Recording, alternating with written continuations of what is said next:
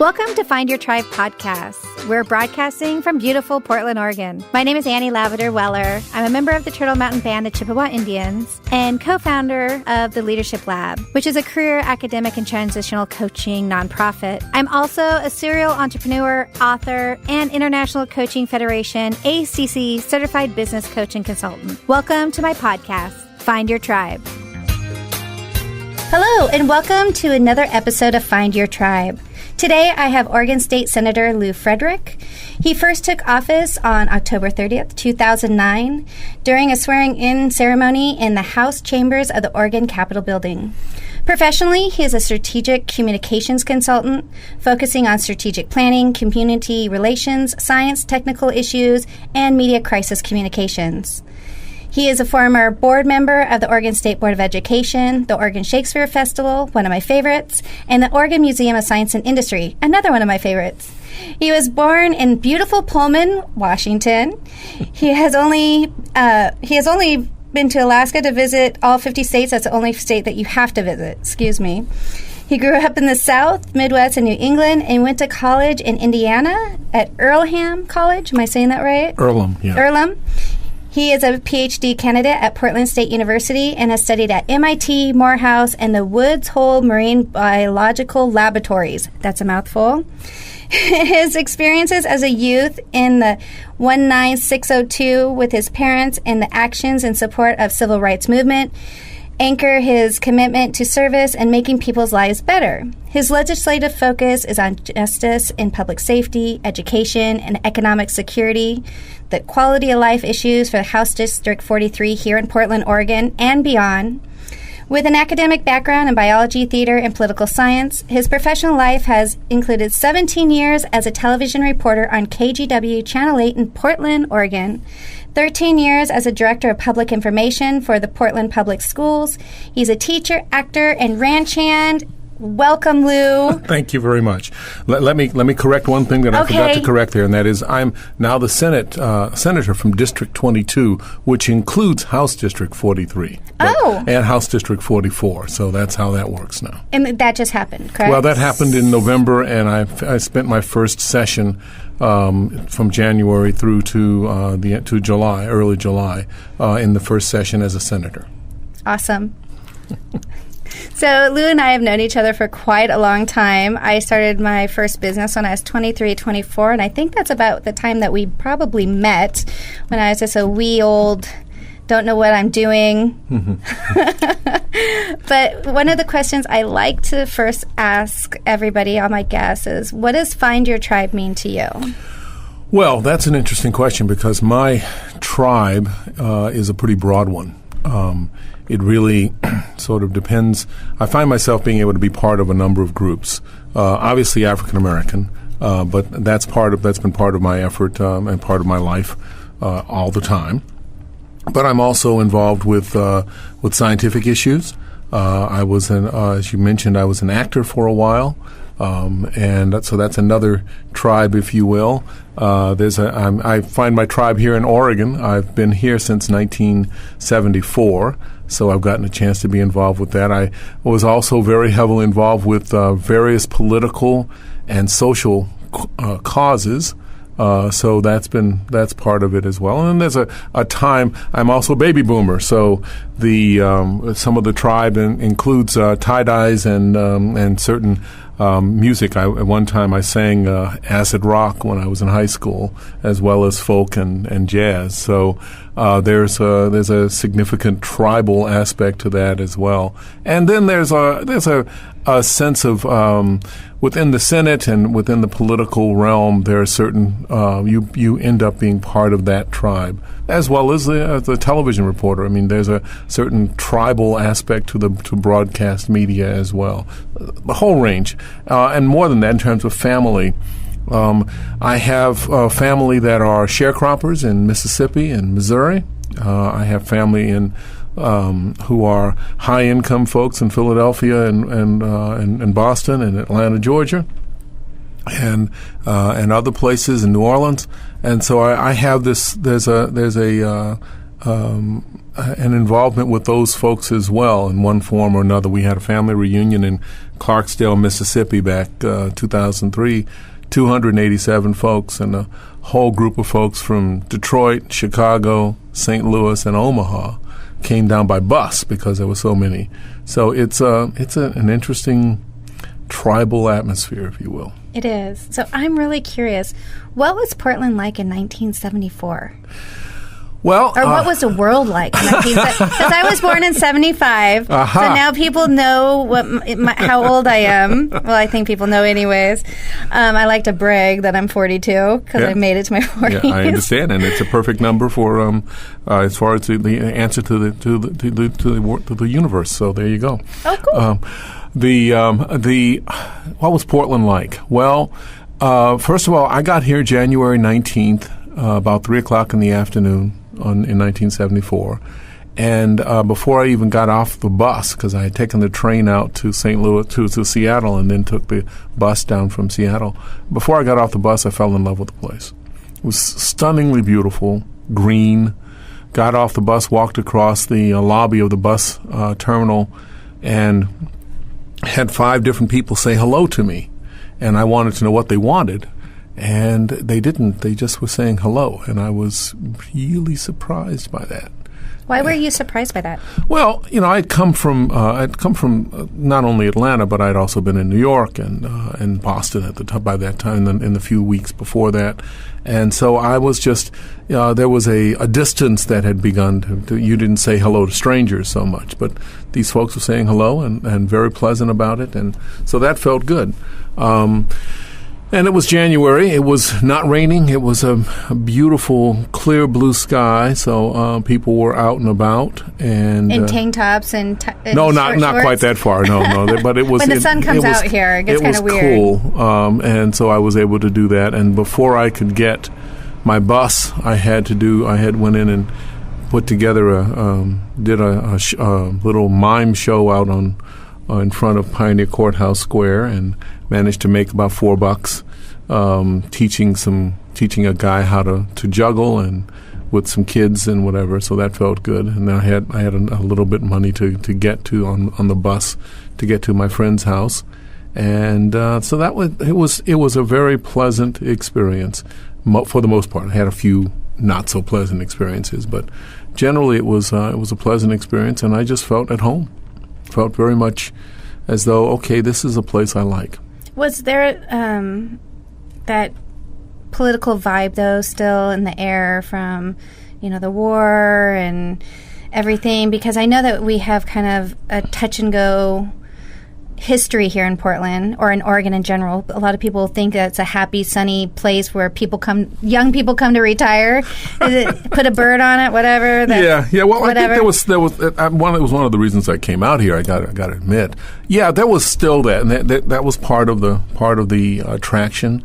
The folks who were here that I knew were very much involved in that kind of an alternative. Lifestyle community kind of thing. The hair was long. I had cut my hair, but my record was 12 inches of hair at one time. And yes, it was tie-dye, and it was, and we were going to change the world, and I still think we're going to change. We're continuing to try to change the world. And we had a different set of people that were around at the time, and so it was pleasant because of that. I think to some extent, it's hard to explain in some ways. Oregon has one of the reasons I came out here was because I had met a number of political folks, and I had a few friends, just about 3 friends who were out here already. But I had heard a lot about how there was a sense of hope out here. That was not necessarily the case in other parts of the country. So that was one of the reasons that I came this direction. And as I said, I joined a theater company when I got out here. So that was an attempt to try to do some things being in theater then meant being very poor. You didn't make very much or if you made anything at all, but you felt as though you were making a difference for the community, and so that's what I was part of as well. I was accepted and felt very good within within certain groups of the community in Portland, challenged by other things, but generally felt pretty good. What were some of the challenges that you faced? Oh, there were challenges that I was a 6-foot black guy with a major fro, and there were certain police who didn't like the idea that I was walking around without them telling me what to do. So I had some encounters at that time. I had some encounters with other folks who were not police, who were not happy about that. It was difficult to find a job. That was part of the issue as well. I mean, putting out resumes and talking with people and going constantly back and forth, finding out that they had thrown away my resumes in several places. I'd fill out an application, come back the week later, and they'd say, we just haven't found your stuff, so maybe could you fill out another one? Fill out another one, come back a week. They expected me not to come back. And so when I kept coming back, they finally held on to the resume. But actually not just one, several businesses I had applied for several times within a short period of time, and I kept dealing with the idea that they were just going to throw it away. So I had that to deal with.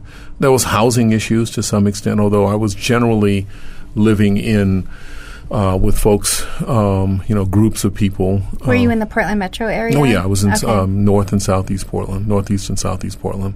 And generally I was living with, 2 or 3 other people in a house, and they were usually attached to, usually students, graduate students, or just undergrad students, or just recently students at Portland State and at Reed, Lewis and Clark. So felt very much at home there because I'd just gotten out of college myself. So, but there were times when I went to try to apply for an apartment.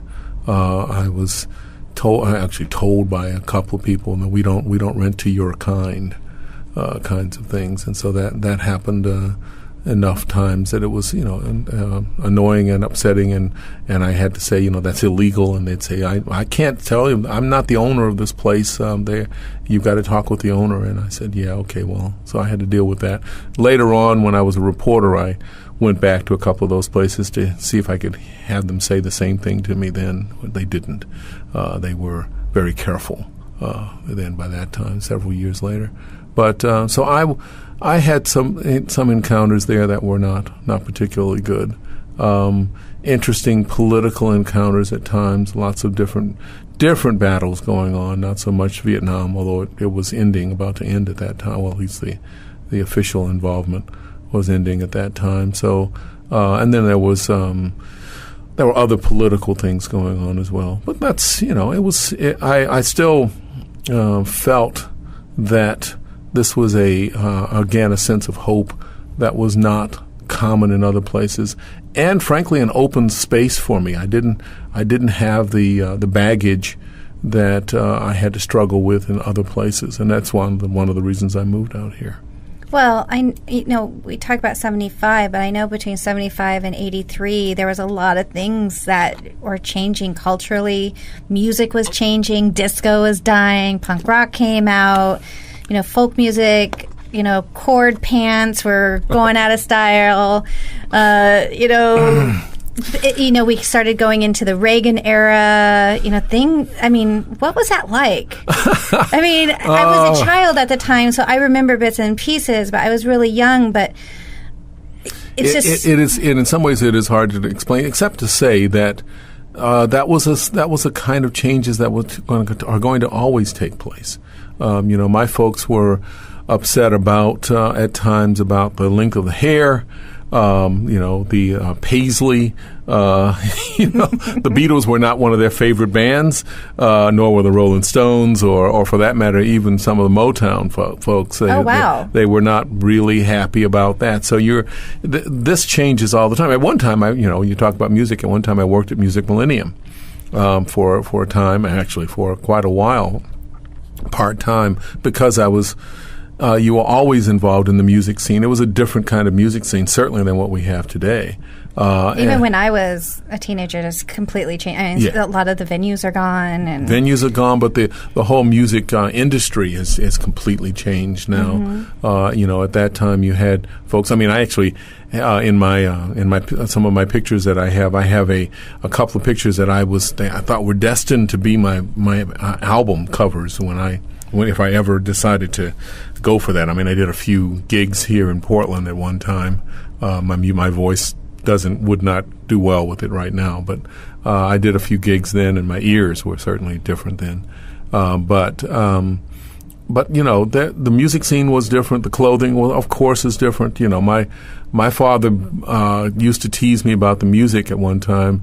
What was it? Raindrops Keep Falling on My Head was one of the. He was reading the lyrics to that, and I said, "Excuse me, but as I recall, there was what was it? Flatfoot Flugie with the Floy," and he just sort of looked at me and went, "Okay, your point's well taken," because they had music that was just as silly as what we were dealing with, or zoot suits and whatever. I will say that I never wore platform shoes, but there were others who did, and yes, I don't want you to go back and try to find the pictures of me with brown corduroy, but I had corduroys. I remember corduroys. They were very uncomfortable. They were but you didn't have a suit of them. Anyway, so I had that. But you have those kinds of things are part of people pushing the envelope, trying to identify themselves, and that's what we did, and that's what young people are doing constantly. They don't want to. They want to see to identify themselves as outside of the pattern or creating a new pattern, and that's good. That's exactly what you want to see them do. You want creative work, and that's part of what I've been dealing with in the legislature is, frankly, trying to point out that we want creative citizens in Oregon, not those who are tied to a particular pattern that we expect. We need them to be able to be adaptable because we don't know what they're going to run into. They don't know what they're going to be running into. They're going to, they're going to change. The plan expectation is that folks who are in high school today will change careers 5 times. People change careers every 3 to 5 years, or at least jobs. Well, jobs. And careers, too. But I mean careers. Mm-hmm. So we don't know what they're going to be working on. I mean, I used to say that I'd go and talk with high school students, and I'd say, I expect that you are going to be creating holograms that are on your watch. And then I found out after watching the latest Spider-Man movie, there are holograms on the watches now. At least people have already talked about that. Now, what the next thing have got to be a chip or something in your eye or in your Well, they head. already have the chips that are going into your hands. Yes. So I saw that. Suddenly, you're going to have all these, holographic kind of. I mean, I have no idea what people are going to come up with, but we know that they're going to be trying to adapt to different things, and so they need to be adaptable and knowledgeable and know how to get that knowledge.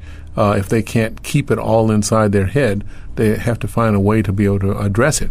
Now, we used to do that in another way, which we've got to recognize that was a change, and that was books.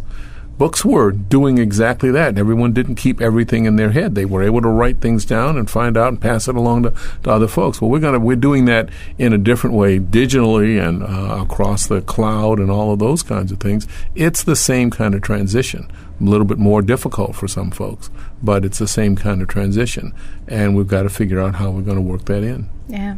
So your first job?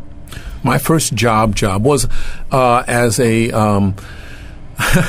an assistant cook at Camp Minnewanka in Stony Lake, Michigan. Oh. That was my first official job.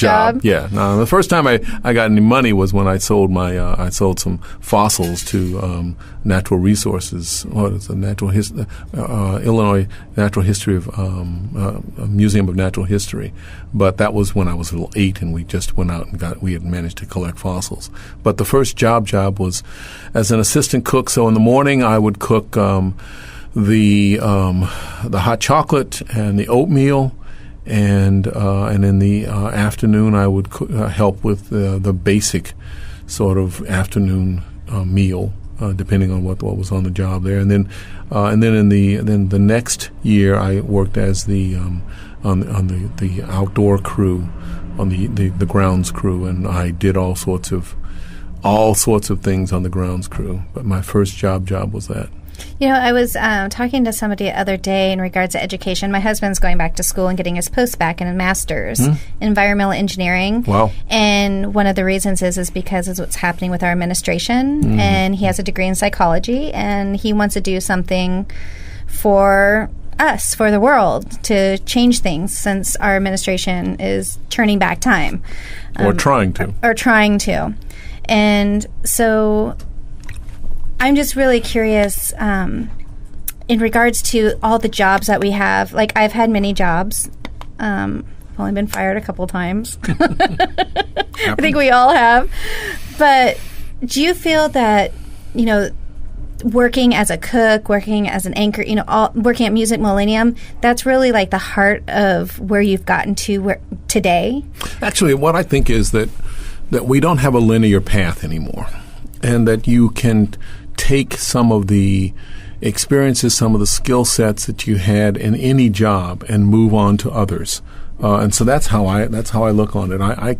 I never, my wife says that she expected that I said to her that I wanted to do three things. One was teach, one was do media, one was being involved in politics. I don't remember that conversation, but she remembers a lot of other conversations that I don't remember. So that's sort of normal.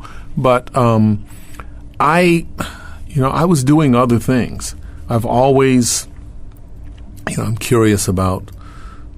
Curious is the key element for me. I'm curious about all sorts of things, and so I think that we have folks who do that, who go to different paths to decide what they're going to work on and how they're going to deal, and what can bring in money so that they can live off of right now. That's a difficult and a personal issue right now for me because of some changes that took place this last year. Yeah. A business partner died, so it's difficult for me to figure out how the next step will be on that. Yeah. So I don't know what. I can say to folks, learn as much as you can about as many different things as you can, because you just never know. Classic example right now in terms of the Senate.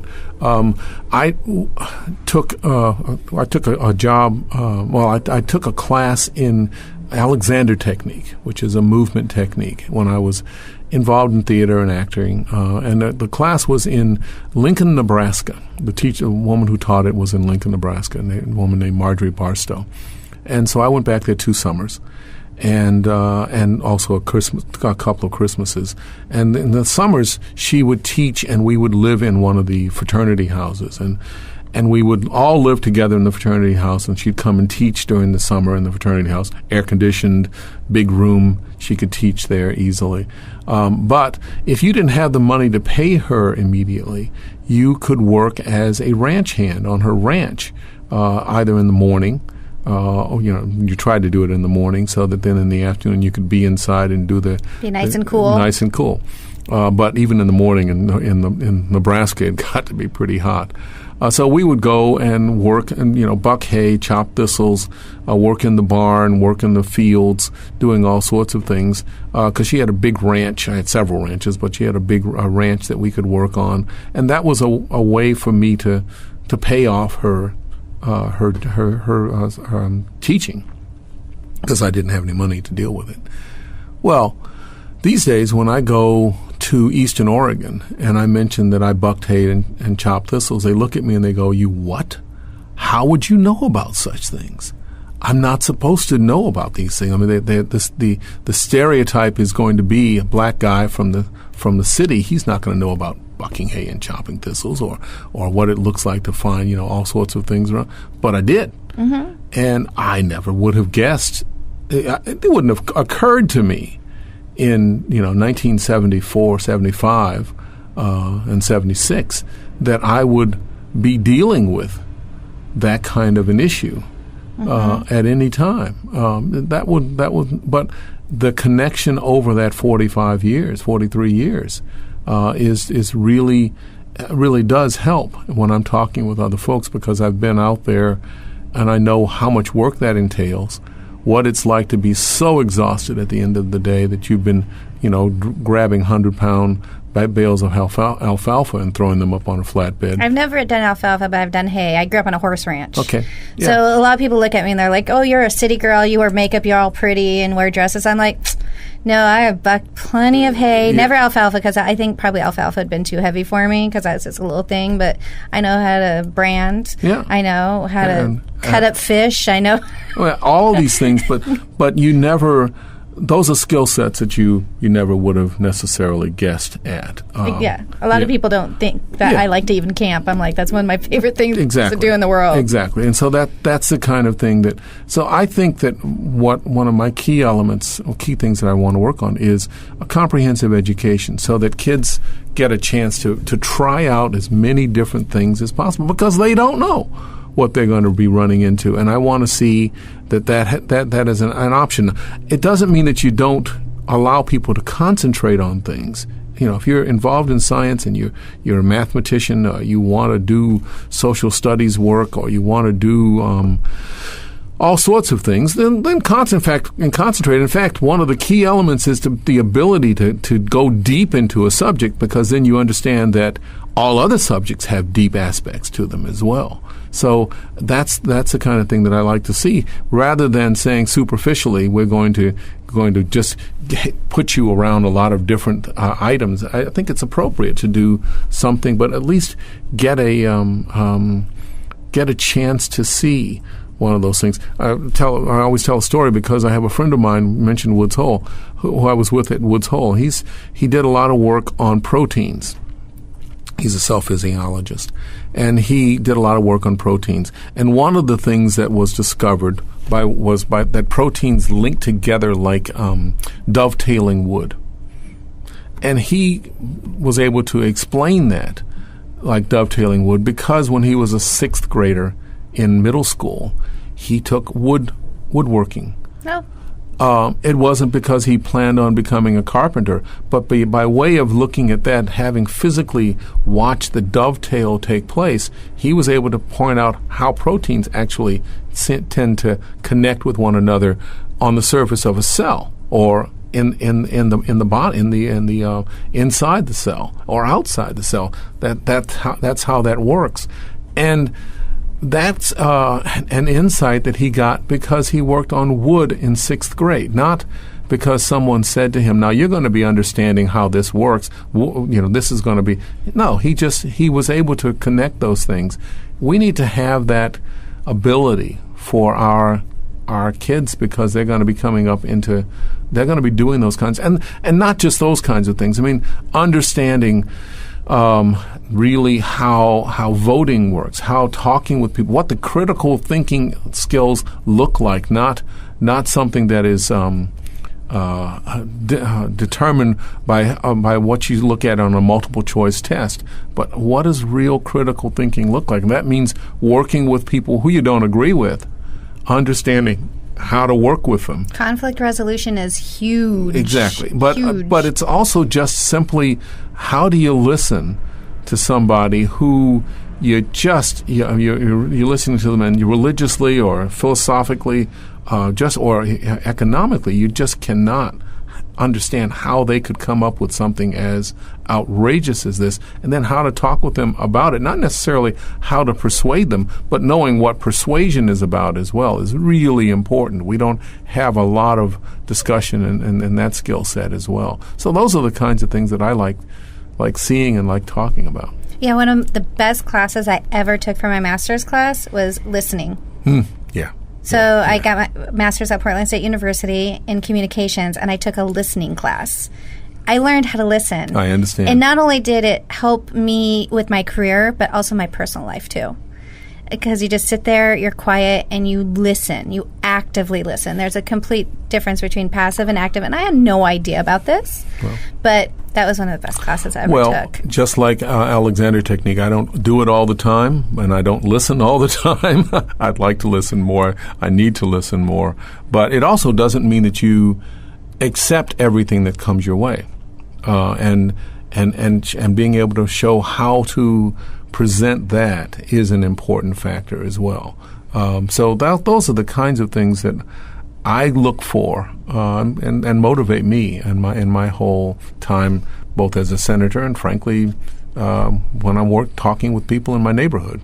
So I'm really curious because I left home very, very early. I was 16, but I knew that if I didn't get an education, something bad was going to happen. Like I would end up pregnant, or single mother, or maybe on drugs like my mother was. My father was alcoholic. I did not grow up in a healthy household at all. And so I don't know what or how. Maybe it's something I watch on TV. Maybe it was I heard somebody. I never had anybody push me in education. In fact, I had people tell me, because I loved science. I had a teacher that told me that girls don't do science. Yeah. In fact, I took wood shop instead of taking home ec, because you get to choose. I was the only girl in wood shop. Yeah. I learned so much. I know how to fix things. I know how to put together IKEA furniture. I mean, that's a huge skill set for somebody. But anyways, I'm just really curious. Did somebody like your father, your mother, or just tell you need to get an education, you need to go to school, you need to read books? They didn't. Because my parents didn't. I'm a faculty brat. So my father's a mycologist. He studies slime molds. And molds and fungi and bacterium. In fact, he just discovered a new bacterium, presented it at the American Mycological Society. It's a bacterium that eats fungi, which is really different. Mushrooms? Well, yeah, but mushrooms with bread molds and things like that. So slime molds are the ones that break down all of the leaves that fall and things like that. So that's what he does. Yeah, he's been doing that, and he just presented that in his wheelchair. He's 94 years old, and so he was able to present that kind of thing. So there was never a time when they said you need to go to school, you need to do education. It was just a part of the daily life in my family. We would, when the newspaper came, the fight was over the front page in the editorial section.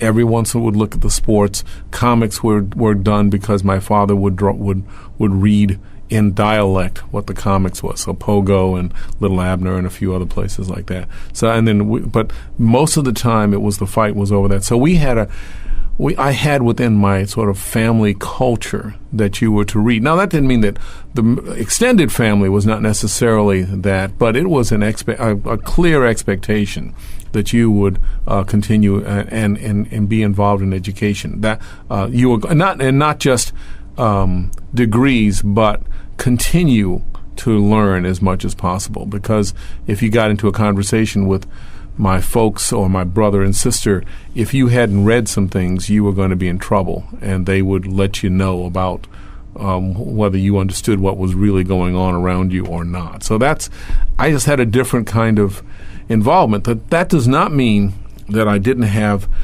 folks dealing. Well, I desegregated my high school in Atlanta, and part of one of the things that I ran into was they put me in the wrong class. They put me in the wrong math class. And there was this one teacher who was my math teacher, and she would put the problems for homework problems on the board, and then she'd say, and she would write them on the board. I would do them on the paper, and I remember going up to her and saying, now, do you want this today, or you want me to hold on to it till tomorrow? And she said, well, how did you do those? I said, well, because I basically was doing those problems 4 years ago, so this was not particularly difficult for me. So finally, I went down to the principal's office and the counselor's office and said, I really shouldn't be in this class. I should be in algebra. Why are you, and so they said, well, we'll put you in algebra, but if you, are you sure you can handle it? I said, yeah, I'm pretty sure I can handle it. So when I went back to the teacher, she said to me, well, now, your people aren't that good at math. Heard that one before. And I said, well, my people, I said, well, she said, so if you have any problems, you can come back to this class. And I know, for her, she felt she was being nice and helpful. But it was very clear what was going on there. Well, I went to the algebra class and had no problems at all. It was fun. It was in fact initially the algebra class wasn't that particularly difficult, but I had a great time with it. But I saw that constantly, low expectations. When I was about to graduate from high school, I had already been accepted by a whole slew of schools. Had already decided to go to Earlham, and it was sometime around late April, early May, when the school counselors called me down. One of the school counselors called me down to the office, and he said, I've been looking at your grades. I think you could probably go to college if you'd like to. Have you thought about that? And I said, well, yeah, I've thought about it. Well, you might try Georgia State. You might be able to get into University of Georgia. I said, well, I'm already in these schools. I've already been accepted at these schools. I've decided to go to Earlham. Well, when did that happen? I said, well, it happened actually several months ago. So, oh, really? Well, I'm glad to hear that you try to do your best if you can make it there. He was also low expectation. So I've seen that kind of thing take place, not so much within my family, but within other folks responding. And I've been lucky enough to say, well, I don't need to worry so much about what you think of I'm going to be able to do. I will move along at whatever pace I want to move along. I feel that's very interesting because I feel like we still have that issue. Oh, yes. Oh, no, definitely we have that issue. I've seen it time after time with lots of folks. Parents saying to their kids, well, I wasn't that good at math, so you don't be surprised if you're not that good at math. Well, that starts a whole psychological thread that basically, continues that whole effort. You're not going to be that good at and fill in the blank. Well, that may not be the case. In fact, they may be much better at it than anyone expected. But this is the kind of thing that takes place all the time. Also, just for me personally, I think that sometimes it affects me in some way, like a disease, because I have to, since I am a business leader, I've owned multiple businesses. I'm an entrepreneur, which I just came out in my 40s as an entrepreneur. I finally took off, the mask, and I was like, this is who I am. This is how my brain works. But I think I had to connect my story somehow to my childhood, to my parents, because everybody had these amazing stories about how they had this amazing mentor and this person took them under their wing, and I don't have that story. Oh. I just recently now I'm getting mentors. Mm-hmm. I tried to get some mentors. I went to SCORE, and I was met by an older white male that I think was more interested in my attractionness or what I look like than really what was in between my ears. Right. It's a nice way to put. I was trying to put it in a nice way. You did very well. You did very well. No, I understand. And there's a friend of mine, Donna Beagle. I don't know if you know her or not. That's one person you might want to get on your list. She does a number of things. She is really quite an amazing person. But Donna has talked about coaches and creating coaches. She deals primarily with the issue of poverty, and she deals with poverty issues. And her own story is remarkable. If you talk with her, you'll understand what I mean. It's really quite amazing. But she goes around the country and creates coaches for people. That's awesome. And helping people get out of poverty by creating coaches and saying, this is how you help other folks. She's remarkable. If you get it, you want to talk with her at some point. I will definitely talk to her. Yeah, definitely. Yeah. And so she's done that with again around the country. I mean, I get little emails from her when she's in Maine or in Texas or in Michigan. She's all around the country in the Northwest. Thank you for listening today to part 1 of my interview with Senator Lou Fredrick. Part 2 will be coming out next week. And I want to thank you for listening, and please don't forget to review and subscribe. And again, I want to really thank everyone that has given me feedback and your love and your comments. They've really moved me, and I'm really excited to bring more guests from around the world to find your tribe. Now go out and have an awesome day. Find Your Tribe podcast is a conversation with guests addressing all aspects of what makes our businesses and personal lives unique. We will balance traditions with new methods, respecting the past while acknowledging the need to embrace new methods and technologies. Finding Your Tribe podcast uncovers the personalities behind the businesses, the leaders who paved the way, and the essential heart of what makes our tribes run. Please visit me at annieweller.com for more information.